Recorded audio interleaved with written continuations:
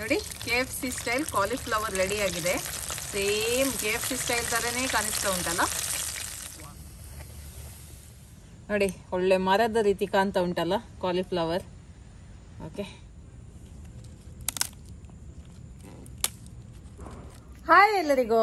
ನೋಡಿ ಕೈಯಲ್ಲಿ ಕಾಲಿಫ್ಲವರ್ ಉಂಟು. ಇವತ್ತು ಸ್ಪೆಷಲ್ ಆಗಿ KFC ಸ್ಟೈಲ್ ಅಲ್ಲಿ ಕಾಲಿಫ್ಲವರ್ ಫ್ರೈ ಅನ್ನ ಮಾಡ್ತಾ ಇದ್ದೀನಿ. ಬನ್ನಿ ಇದನ್ನು ಯಾವ ರೀತಿ ಮಾಡೋದು ಅಂತ ನೋಡುವ. ಅದಕ್ಕಿಂತ ಮುಂಚೆ ನನ್ನ ರೆಸಿಪೀಸ್ ಎಲ್ಲ ನಿಮ್ಗೆ ಇಷ್ಟ ಆಗ್ತಾ ಇದೆ, ವಿಡಿಯೋಗೊಂದು ಲೈಕ್ ಕೊಡಿ. ಹಾಗೆ ವಿಡಿಯೋವನ್ನ ಫ್ರೆಂಡ್ಸ್ ಜೊತೆ ಫ್ಯಾಮಿಲಿ ಜೊತೆ ಎಲ್ಲ ಶೇರ್ ಮಾಡಿ. ಈಗ ಇದನ್ನ ಕಟ್ ಮಾಡುವ.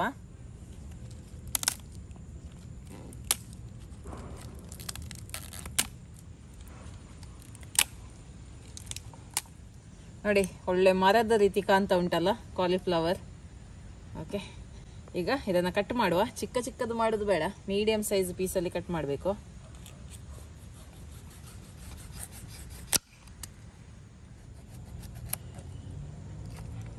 ನೋಡಿ ಇದನ್ನ 2 ಪೀಸ್ ಮಾಡುವ. ತುಂಬಾ ದೊಡ್ಡದೇನು ಮಾಡೋದು ಬೇಡ, ಮೀಡಿಯಂ ಸೈಜಲ್ಲಿ ಇಡುವ. ನೋಡಿ ಈ ತರ.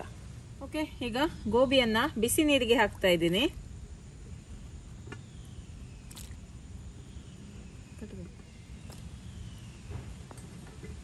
ಸ್ವಲ್ಪ ಉಪ್ಪು ಹಾಕ್ತಾ ಇದ್ದೀನಿ. 1/4 ಚಮಚದಷ್ಟು ಅರಿಶಿಣದ ಪುಡಿ ಹಾಕ್ತಾ ಇದ್ದೀನಿ. ಇದೊಂದು 5-10 ನಿಮಿಷ ಹೀಗೇನೆ ಇರಲಿ. 1 ಕಪ್ ಹಾಲನ್ನು ಹಾಕ್ತಾ ಇದ್ದೀನಿ. ಇದಕ್ಕೆ 1 ಚಮಚದಷ್ಟು ಅಚ್ಕಾರದ ಪುಡಿ, 1 ಚಮಚದಷ್ಟು ಪೆಪ್ಪರ್ ಪುಡಿ, ಹಾಗೆ ರುಚಿಗೆ ತಕ್ಕಷ್ಟು ಉಪ್ಪನ್ನು ಹಾಕ್ತಾ ಇದ್ದೀನಿ. 2 ಚಮಚದಷ್ಟು ಶುಂಠಿ ಬೆಳ್ಳುಳ್ಳಿ ಪೇಸ್ಟ್, ಲಿಂಬೆ ಜ್ಯೂಸ್, 1 ಇಡೀ ಲೆಮನ್ ಜ್ಯೂಸ್ ಅನ್ನು ಹಾಕ್ತಾ ಇದ್ದೀನಿ.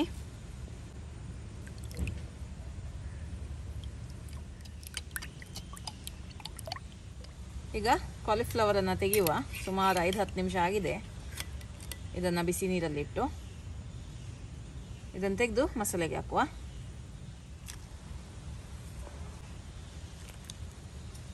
ಇದು ಹೀಗೆ ಇರಲಿ ಸ್ವಲ್ಪ ಹೊತ್ತು. ಈಗ ನೆಕ್ಸ್ಟ್ ಇದಕ್ಕೆ ಕೋಟಿಂಗ್ ರೆಡಿ ಮಾಡುವ. ನೋಡಿ, ಇದಕ್ಕೆ ಕೋಟಿಂಗ್ಗೆ 1 ಕಪ್ ಅಷ್ಟು ಮೈದಾವನ್ನು ತಗೊಂಡಿದ್ದೀನಿ. ಇದಕ್ಕೆ 1/2 ಕಪ್ ಅಷ್ಟು ಕಾರ್ನ್ಫ್ಲವರ್ ಪುಡಿಯನ್ನ ಹಾಕ್ತಾ ಇದ್ದೀನಿ. ಹಾಗೆ ನೋಡಿ, ಇಲ್ಲಿ ಸ್ವಲ್ಪ ಅಚ್ಕಾರದ ಪುಡಿ 1/2 ಚಮಚದಷ್ಟು, 1/2 ಚಮಚದಷ್ಟು ಉಪ್ಪು, 1/2 ಚಮಚದಷ್ಟು ಕೊತ್ತಂಬರಿ ಪುಡಿ, 1/4 ಚಮಚದಷ್ಟು ಜೀರಿಗೆ ಪುಡಿ, 1/2 ಚಮಚದಷ್ಟು ಪೆಪ್ಪರ್ ಪುಡಿ, ಸ್ವಲ್ಪ ಫ್ಲೇವರಿಗೋಸ್ಕರ. ಅಷ್ಟೊಮ್ಮೆ ಮಿಕ್ಸ್ ಮಾಡುವ. ಓಕೆ, ಈಗ KFC ಸ್ಟೈಲ್ ಕಾಲಿಫ್ಲವರ್ ಫ್ರೈ ಅನ್ನು ಮಾಡುವ. ಓಕೆ, ಈಗ ಈ ಕಾಲಿಫ್ಲವರನ್ನು ನೋಡಿ ಈ ಥರ ಒಳ್ಳೆ ರೀತಿಯಲ್ಲಿ ಡಿಪ್ ಮಾಡ್ಕೊಳ್ಳಿ. ಇದು ಜಾಸ್ತಿ ಹೊತ್ತು ಇಡಬೇಕಂತೇನಿಲ್ಲ, ತಕ್ಷಣಕ್ಕೆ ಮಾಡ್ಬೋದು. ಇಟ್ಟರು ಒಳ್ಳೆಯದಾಗುತ್ತೆ, ಅಥವಾ ಟೈಮ್ ಇಲ್ಲ ಅಂದರೆ ಡೈರೆಕ್ಟಾಗಿ ಮಾಡ್ಬೋದು. ಈ ಥರ ಚೆನ್ನಾಗಿ ಡಿಪ್ ಮಾಡಿ ಇಲ್ಲಿ ಇದಕ್ಕೆ ಕೋಟಿಂಗ್ ಮಾಡಬೇಕು.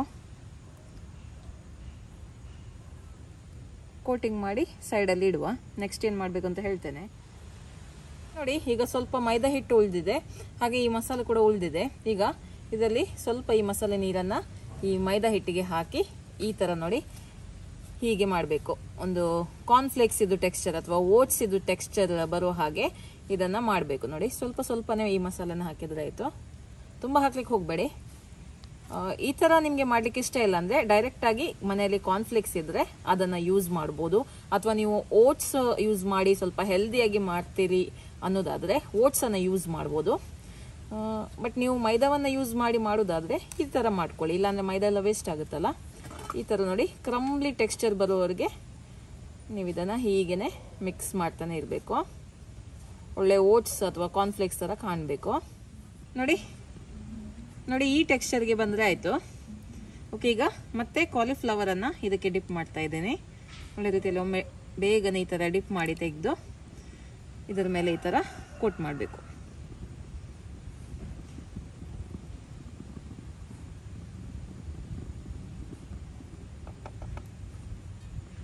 ಒಳ್ಳೆ ನಿಮಗೆ KFC ಥರನೇ ಲೇಯರ್ ಆಗಿ ಬರುತ್ತೆ ಈ ಥರ ಮಾಡಿದರೆ.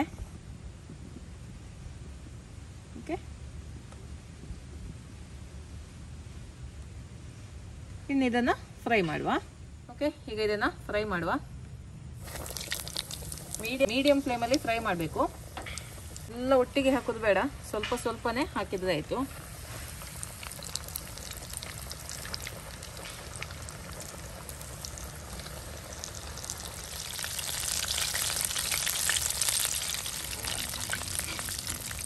ನೋಡಿ KFC ಸ್ಟೈಲ್ ಕಾಲಿಫ್ಲವರ್ ರೆಡಿ ಆಗಿದೆ. ಸೇಮ್ KFC ಸ್ಟೈಲ್ ಥರನೇ ಕಾಣಿಸ್ತಾ ಉಂಟಲ್ಲ. ವಾವ್, ನೋಡಿ ಸೇಮ್ ಟು ಸೇಮ್ KFC ಸ್ಟೈಲಲ್ಲಿ ಕಾಲಿಫ್ಲವರ್ ಫ್ರೈ ಮಾಡಿದ್ದೀನಿ. ಈಗ ಇದನ್ನು ಟೇಸ್ಟ್ ಮಾಡುವ. ಓಕೆ, ಟೇಸ್ಟ್ ಮಾಡುವ. ನಾನು ಒಳ್ಳೆ ಒಂದು ಡಿಪ್ಪನ್ನು ರೆಡಿ ಮಾಡಿದ್ದೇನೆ, ಅಂದರೆ ಸ್ವಲ್ಪ ಮಯನೇಸ್, ಅದಕ್ಕೆ ಸ್ವಲ್ಪ hot and sweet chilli sauce ಹಾಕಿ ಒಂದು ಒಳ್ಳೆ ಡಿಪ್ಪನ್ನು ರೆಡಿ ಮಾಡಿದ್ದೇನೆ. ಸೊ ಈ KFC ಸ್ಟೈಲಲ್ಲಿ ಮಾಡಿರುವಂಥ ಕಾಲಿಫ್ಲವರ್ ಫ್ರೈಯನ್ನು ಇದಕ್ಕೆ ಡಿಪ್ ಮಾಡಿ ಟೇಸ್ಟ್ ಮಾಡುವ. ವಾವ್,